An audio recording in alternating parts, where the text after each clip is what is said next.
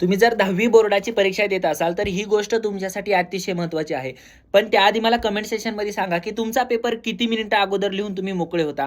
म्हणजे शेवटची 10 मिनिटं तुम्हाला तुमचे पेपर चेक करायला, तुम्ही कोणता प्रश्न राहिलाय, कोणता प्रश्न ऑरमधल्या कोणाचा प्रश्नाचं उत्तर लिहिण्याची तुमची इच्छा आहे.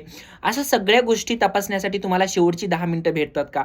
मुळात हे 10 मिनिटं भेटावेत म्हणूनच की काय, बोर्डाच्या नियमानुसार शेवटच्या 10 मिनिटात तुम्हाला पुरवणी भेटत नाही. तुम्हाला कसल्याही प्रकारची सप्लिमेंट मिळत नाही.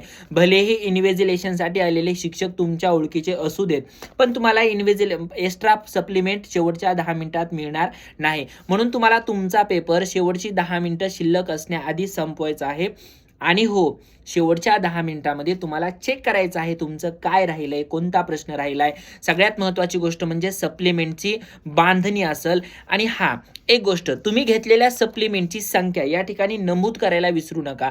लिहायला विसरू नका की तुम्ही किती नंबर ऑफ सप्लिमेंट घेतले आहेत आणि त्या वापरात आलेल्या आहेत. कारण एक्झामिनरसाठी हा अंक महत्त्वाचा असतो. ध्यानात राहू द्या. आणि हां, कमेंटमध्ये सांगा की तुम्ही किती मिनिटं शिल्लक असताना तुमचा पेपर संपवता.